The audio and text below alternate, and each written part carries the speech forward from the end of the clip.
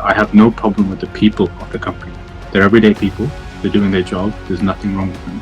But the practices of the company, and the company as an entity itself, but in the UK law, unless there's a specific clause within the contract, which I don't think there was, there's usually a 2-week cooling off period or courtesy period that you can rescind the contract and reclaim the deposit. So they agreed to the cancellation, but they wouldn't give me my deposit back. After a few months, even though they should have paid me back within 2 weeks, I think that's the limit. Within 2 weeks, they owe you the money back according to the law. They took months.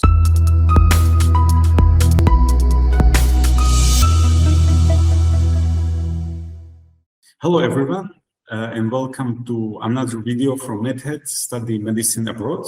Today, we have a very special guest from the UK, and we will speak about his journey to Kosice Medical University in Slovakia, as well as his exceptional case when he got in the dispute with his agency in the UK and then won the case against them and got the refund of his service fee that he paid them.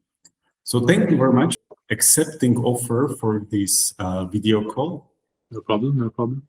Can you please tell us a few things about you, where you're from, what is your educational history, how did you get to Slovakia? Sure.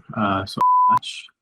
And I was already working before I arrived in Kosice. I started out on a normal UK track from secondary education to university, and I did a bachelor's in biomedical science and went more towards the cancer and genetic side. And from there, I transitioned into a master's, also in the cancer side, but now also including bioinformatics, which is biological data analysis. And then after that, went into working in research and development in industry with a company called QIAGEN. A very lovely company, makes some very cutting edge products. So I was very pleased to be there. But I realized that those industries don't provide the stability that I might want. And dentistry seemed an option that did. And I also felt that I was missing the clinical dimension from the work that I was doing. So although the products we were making would help people, the immediate effect of treating a patient wasn't present. So to obtain that, I also thought dentistry suited me. Mm-hmm. Have you considered more universities when applying abroad, or was Kosice your only choice?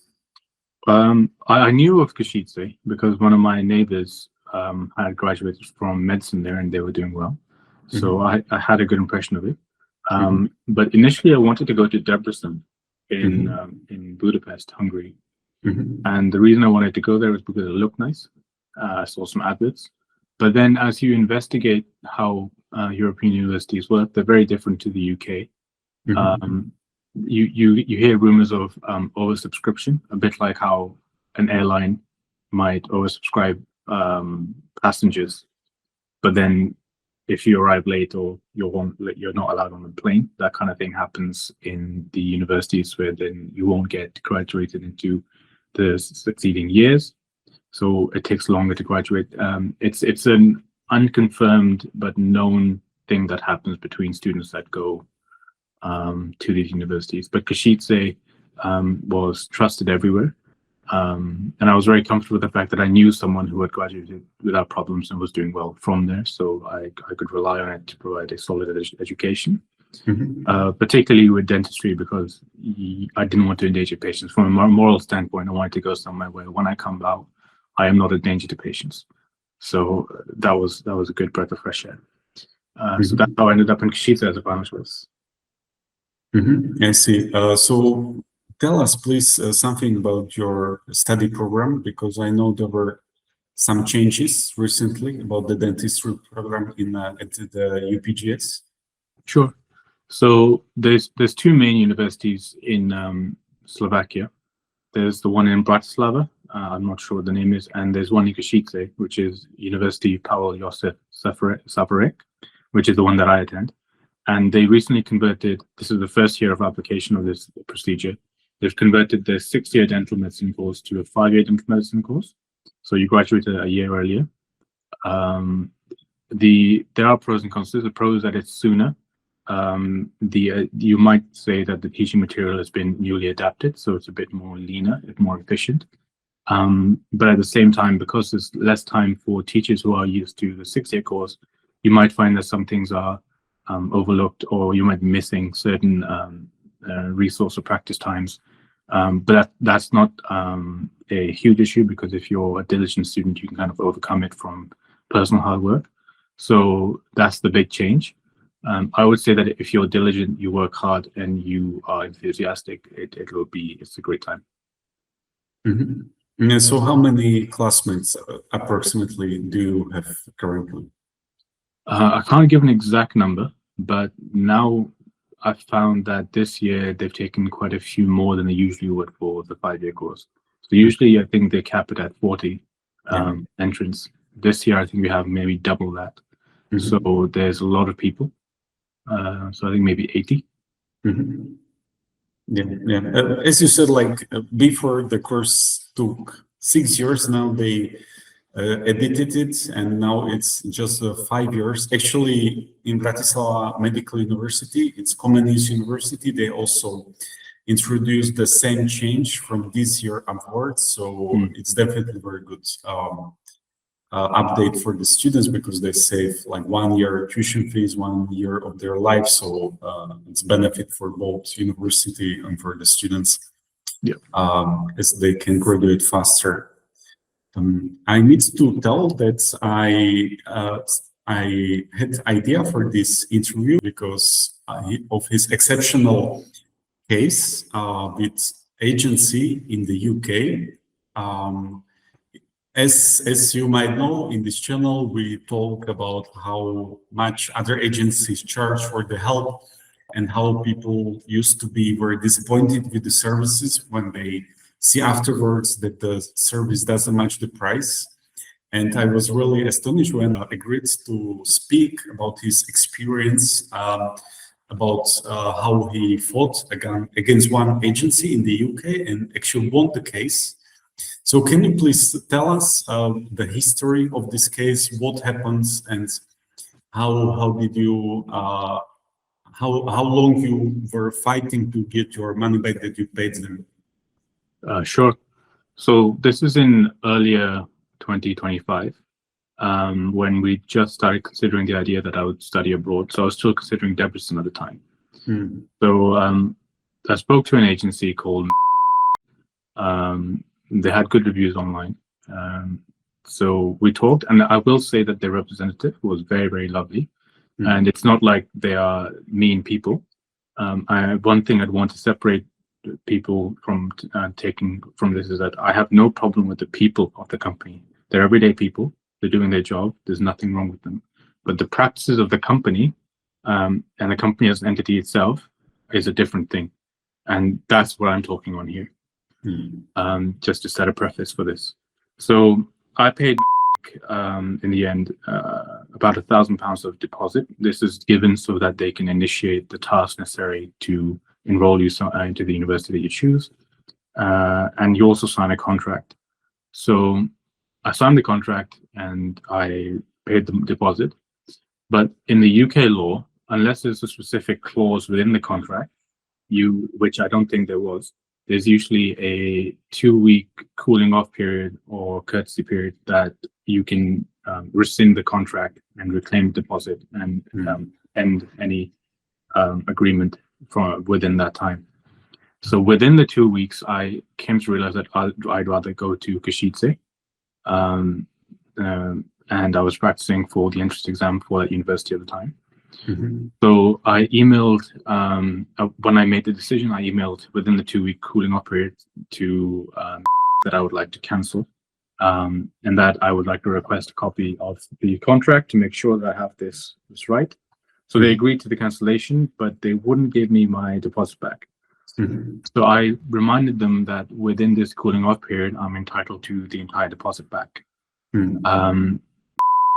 Claims that they can keep a certain amount of the deposit if you cancel, but for this to work within UK law, you have to show reasonable work done by the company. So things like they have to show receipts of payments of time spent on your application procedures pertinent to you, not to the company's procedures, but to how they provide a service for you within the contract terms. They never did that. So they weren't technically entitled to keep anything without that evidence. Anyway, it takes months. And I want to be kind to the company because I have a lot of respect for the representatives because they were kind people. And I still think that of them. But they wouldn't take they wouldn't reply. Eventually, after a few months, even though they should have paid me back within 2 weeks, I think that's the limit. Within 2 weeks, they owe you the money back according to the law. They took months. So after months, I went to what's called the gov.uk website, which is a UK website where all UK companies are registered. And I found the details of the company, put it into the website where you can make a claim in civil court. It's a small public civil court. It's not like a big case. You can only claim up to £10,000 there. That's the maximum. And all I claimed was my deposit back. So you have to pay a £70 court fee, detail the case, and make an it's a simple application, and then you file it, and then the company gets notified or served by public servants. So then they get to know from the email you give, the details you give. So then they found out that I had filed for this, and that's when things started moving. There were a few emails. I was just because of my position based on contract law and the emails I had and the timeline that was set, my evidence was solid. Basically, they had no legal claim to keeping the deposit. So from what I hear, actually, it's not just a lot of companies will do, even subscription services like I don't know if you've heard of HP and the printer services or Adobe. It's like they try and keep the money. It's a common practice.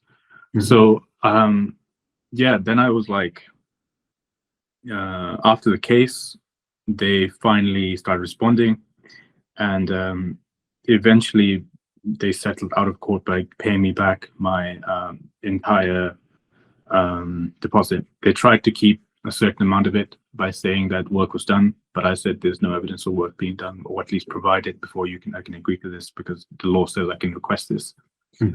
So really, you just have to know your law. The 2-week courtesy period is important. If I had said I'm quitting on the 3rd week, then I basically wouldn't have any right to reclaim the money. So the timing is important. And so just use the law, understand it, be fair. Don't be rude to the company. That's not the point. Just stick to the facts. And after that was done, that was it. I got my money back. And then I settled outside of court, and I said that the actual hearing is not, or the trial is not necessary. The reason companies avoid trials is because if, in this case, it was extremely likely that would lose the trial because the evidence in the law pointed everything towards my direction. So if they get a court decision against them in the UK, that is a public notice. Everyone can see that. And that would undermine the reputation of the company in law, right? So companies tend to want to avoid this. But I will say, don't litigate anyone just for the sake of it. Make sure your evidence is aligned. Make sure you have a legal precedent with which you can go into this. And then, but stand up for yourself. Look at the law. Look at how you support it, and get out there and work it through that. Yeah, if I recall correctly, when you told me about this case, like you mentioned something like you discussed also how to proceed with the ChatGPT. Is it true, or you had some legal advisor how to proceed? So civil law, at least in the UK, different countries will have different systems, but the law is accessible in most Western countries. What I did is that I read up the contract law, because it's all on the internet. I found things that were relevant, and once I had a basic understanding, I used ChatGPT to consolidate. So as it turns out, because ChatGPT is trained on a massive repertoire of legal training material, including all of the laws that I had read, And it's a language model, so it interprets meaning from that through its transformer system. It's very, very good at dealing with simple cases like this. So to support yourself, you don't necessarily always need a lawyer, but you can use ChatGPT, and it seems to work fairly well. It depends on how good your prompts are. So really be like, stay within evidence, be objective, stuff like that, you know, make sure that it's not hallucinating. But outside of that, it can work quite well. Yeah, so basically you didn't have any advocate, any lawyer to represent you. You presented all your evidences from your side. I understood in online form. You submitted it, paid some like submission fee to the application fee to the court, and that's how it went. Yeah, so in the UK, in the small claims is accessible to everyone. So it's the system that exists to provide justice to the everyday person. And you just apply online. The evidences aren't submitted in the application. You just kind of give a summary of what evidences you might have or what's happened, and you be honest about this and be objective. Don't get too emotional when you're writing this down, even though I understand these situations can be frustrating. Just stay on point. But the evidences are things like emails, things like the law that supports your situation, timelines and dates. I compiled those on the back end, and they were all working within my favor. And I read the law myself first to make sure that I had a legal precedent, and I did. And I asked them one thing: if the company owes you the contract you signed with them, so request a copy of your contract as soon as possible. Read it through thoroughly.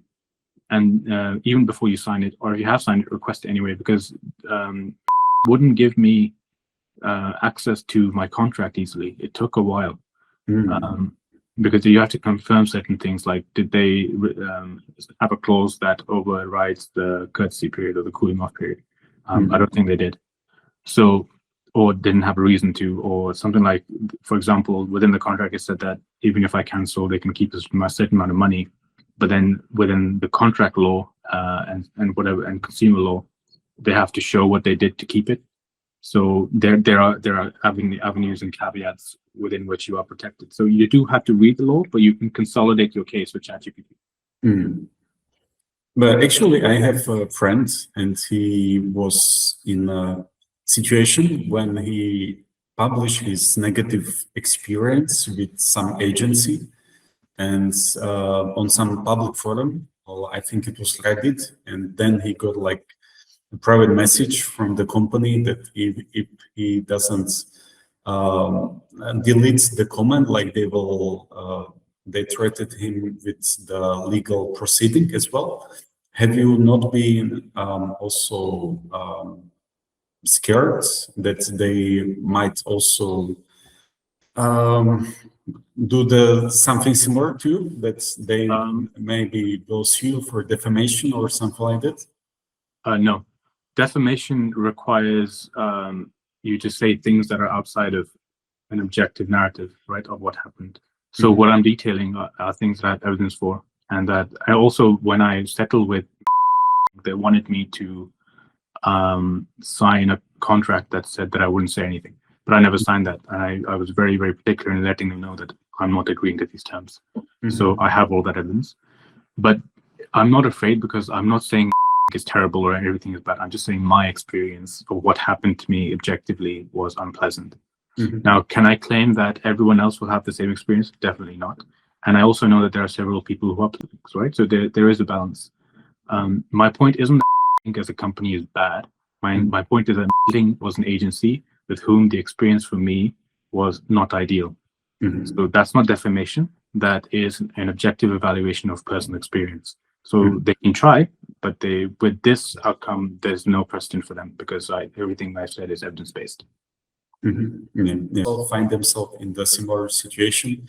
We already filmed some videos about with students who pay like extreme amounts of money and to the agencies, and in the end, like they felt scammed, that the service didn't match the. So do you maybe have some recommendation, like how to select agencies or whether it's better maybe to proceed independently if you know where you are applying. So what would be your suggestion?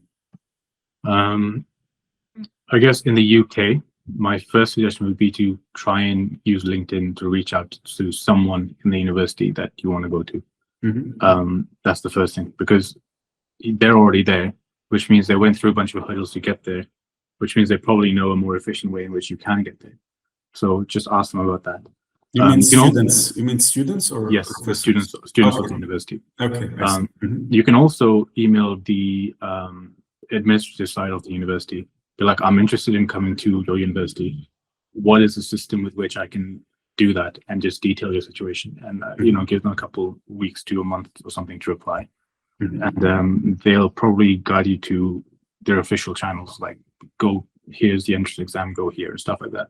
In terms of your country and where you are, the biggest thing I'd say is whatever agency you go with, make sure you get a copy of your contract. Make sure you read it first beforehand. Start a new chat with ChatGPT, get ChatGPT to read it. So at the very least, you have an evidence of what it contained the first time. So it's not changed on you later. Just save that document first, like somewhere, and do not proceed by paying anything unless you have a copy of what you signed. So yeah, then and only then should you proceed, because that is your legal scaffold, right? So what terms you have to follow, what terms the company has to follow, all of that is detailed within the terms of the contract. And then within your country, you'll have things like contract law. Almost certainly you will. Read that up, read what your rights are, and proceed from there. So you need to be informed. Yeah, so that was like very good suggestion from my side. I must tell that many times, like students, they're maybe afraid to reach out directly to universities. However, in some cases, for example, you might wait longer for the response, especially if the admission office consists of 1 or 2 people. Like you study in Kosice, so you definitely know how Ivana Koverova in the study office. She's like very helpful, but sometimes she gets busy with all these entrance exams. Yep. And communications. Sometimes like there are like hundreds of emails entered in her inbox after she returns after like 1 week, even Christmas holiday, back to the office. So definitely, like the agency can make your path to the university easier.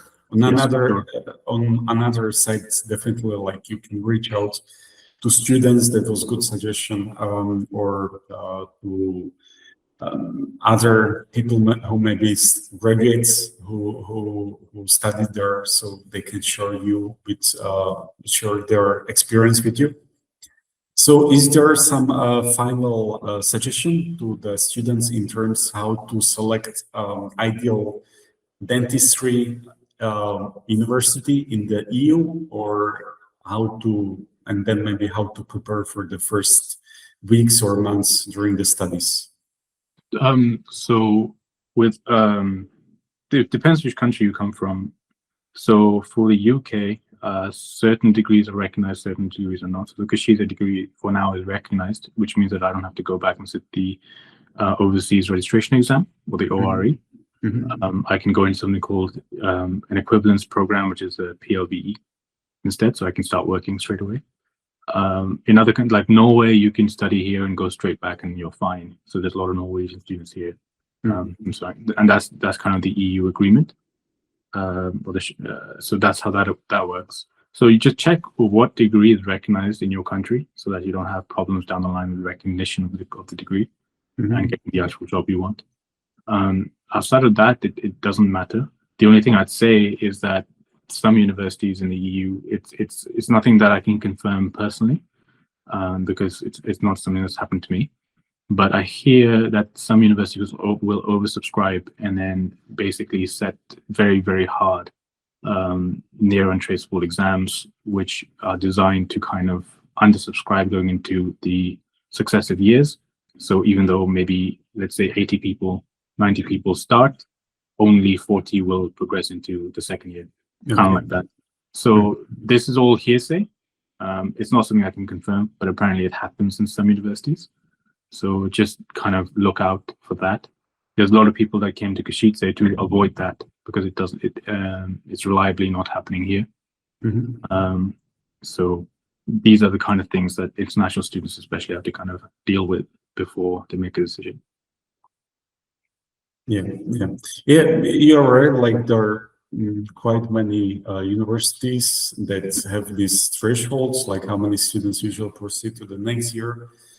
Sometimes the reason is very simple because sometimes the teachers even do not publish several exam dates for the students. So even the students, they have right for, let's say, 2 or 3 exam attempts, but if they fail one, suddenly there are like no second or third option for them to write the exam.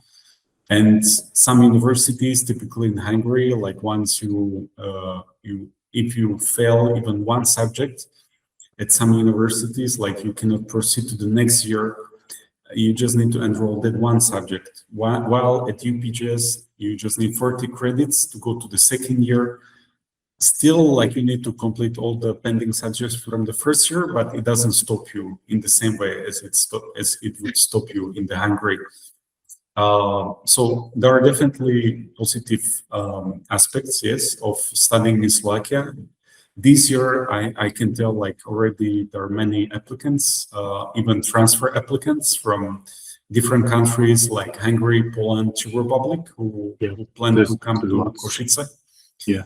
So, and many students or their parents, they ask like whether there's some limit if they pass the entrance exam. Like there is no limit, like the university will not change the limit how many students can enroll. You just need to pass entrance exam.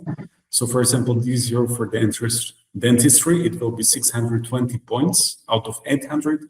If you pass this, you will get admitted for sure. Like there is no way that the university will not admit you. So this is some positive aspect of applying to Kosice. Yeah, that's actually a fairly generous threshold. That's not much compared to the UK system, where you have to get a very competitive UCAT score. Kosice seems to be more willing to let students study dentistry. So that's something that's nice, I guess. Yes.